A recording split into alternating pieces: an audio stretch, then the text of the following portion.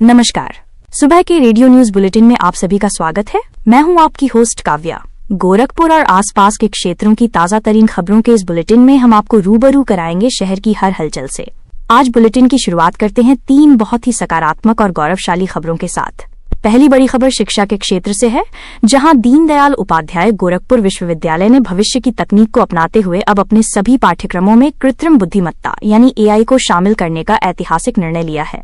दूसरी बड़ी खुशखबरी चिकित्सा जगत से है, जहां BRD मेडिकल कॉलेज के डॉक्टरों ने एक 8 साल के मासूम की आंखों की रोशनी बचाकर उसे नया जीवन दिया है।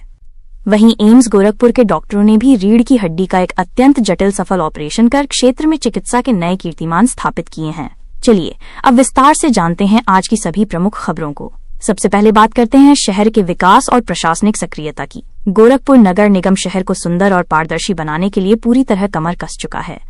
तुर्कमानपुर क्षेत्र में 21 दुकानों के पुनरावंटन के लिए अब 4 फरवरी को सुबह 11 बजे खुली नीलामी आयोजित की जाएगी। आपको बता दें कि पिछले साल 28 फरवरी को इन अवैध दुकानों को सील किया गया था और अब नगर आयुक्त गौरव सिंह सोगरवाल की देखरेख में इन्हें पारदर्शी तरीके से आवंटित किया जाएगा। स्वच्छता की दिशा में भी एक बड़ा कदम उठाया गया है। नगर आयुक्त ने सुथनी में बन रहे घरेलू खतरनाक अपशिष्ट संयंत्र का निरीक्षण किया और अधिकारियों को निर्देश दिए हैं कि 10 फरवरी तक इसका निर्माण कार्य हर हाल में पूरा कर लिया जाए। शहर को विज्ञापनों के मकड़जाल से मुक्त करने के लिए भी अभियान तेज है। लखनऊ रोड पर 2 अवैध यूनिपोल जब्त किए गए हैं और दोषी फर्मों के खिलाफ भारी जुर्माना लगाने की तैयारी है। शहर की हवा को शुद्ध बनाने के लिए केंद्रीय प्रदूषण नियंत्रण बोर्ड के वैज्ञानिक डॉक्टर अरविंद कुमार ने भी दौरा किया। उन्होंने एकला बांध पर मियावाकी पद्धति से हो रहे पौधरोपण की सराहना की। हालांकि नौसड़ के पास फैली दुर्गंध पर उन्होंने नाराजगी जताते हुए सुधार के सख्त निर्देश दिए हैं। विकास की इन बातों के बीच रेलवे से जुड़ी एक महत्वपूर्ण जानकारी उन यात्रियों के लिए है जो जल्द ही सफर करने वाले हैं। गोरखपुर रेलवे स्टेशन का कायाकल्प 498 करोड़ रुपए की लागत से हो रहा है। निर्माण कार्यों की वजह से पूछताछ केंद्र और जनरल टिकट काउंटर को गेट संख्या 5 और 6 के पास अस्थायी रूप से शिफ्ट किया जा रहा है। आने वाले 50 सालों को ध्यान में रखते हुए स्टेशन पर 38 लिफ्ट और 22 एस्केलेटर लगाए जाएंगे। इसी बीच रेलवे बोर्ड ने एक बड़ा बदलाव करते हुए सेवानिवृत्त होने वाले रेल कर्मियों को गोल्ड प्लेटेड सिल्वर मेडल देने की परंपरा को खत्म कर दिया है, जिस पर कर्मचारी संघ ने विरोध जताया है। वहीं तारामंडल स्थित राज्य कर विभाग के कार्यालय में आग लगने के बाद अब डिजिटल सेवाएं फिर से बहाल हो गई हैं।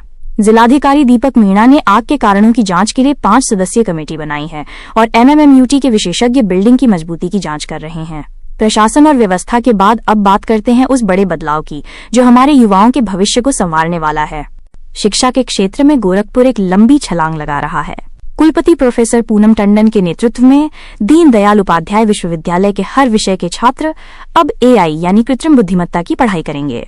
प्रधानमंत्री ऊषा योजना के तहत मिले 100 करोड़ रुपए से एक हाईटेक लैब बनाई जा रही है। हाल ही में हुई एक संगोष्ठी में प्रोफेसर मनीष मिश्र ने कहा कि डिजिटल युग में युवाओं को तकनीक से जोड़ना अब समय की सबसे बड़ी मांग है। शिक्षा के साथ साथ स्वास्थ्य के क्षेत्र में भी गोरखपुर के डॉक्टरों ने कमाल कर दिखाया है। BRD मेडिकल कॉलेज के नेत्र रोग विशेषज्ञ डॉक्टर पंकज सोनी की टीम ने 8 साल के बालक शिवांश की आंखों की रोशनी बचा ली है। खेल खेल में शिवांश की आंख में सुई घुस गई थी, जिसे फेको तकनीक से बिना किसी टाँके के ठीक कर दिया गया। उधर एम्स गोरखपुर में भी हड्डी रोग विभागाध्यक्ष प्रोफेसर अजय भारती के नेतृत्व में बलिया की एक महिला की रीढ़ की हड्डी का सफल ऑपरेशन किया गया। हेमीलैमिनेक्टॉमी तकनीक से किए गए इस छोटे चीरे वाले ऑपरेशन से मरीज अब तेजी से स्वस्थ हो रही हैं। जीवन बचाने वाले इन प्रयासों के साथ ही सरकार आम जनता की समस्याओं को सुलझाने में भी उतनी ही मुस्तैद है।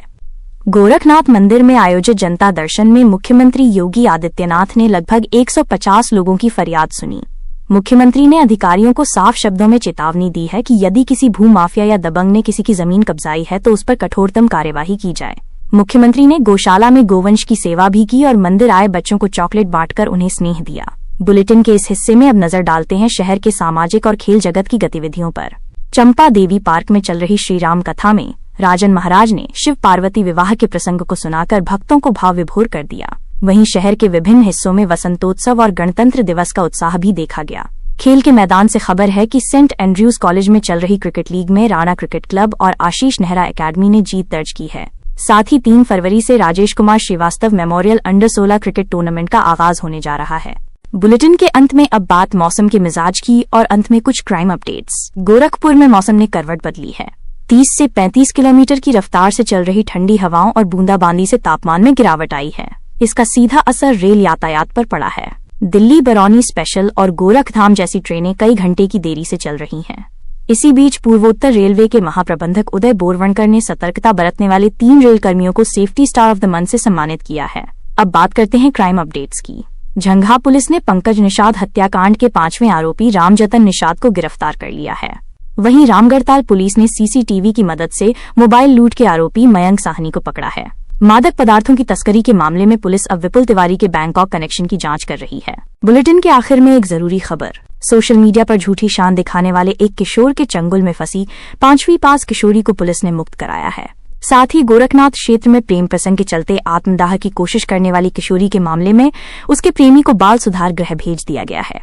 अंत में लखनऊ अयोध्या हाईवे पर एक सड़क हादसे में दिल्ली और कुशीनगर के 7 यात्री घायल हो गए हैं, जिन्हें उपचार के लिए अस्पताल भर्ती कराया गया है। तो ये था आज सुबह का विशेष न्यूज बुलेटिन। गोरखपुर की हर छोटी बड़ी खबर के लिए हमारे साथ जुड़े रहें। नमस्कार।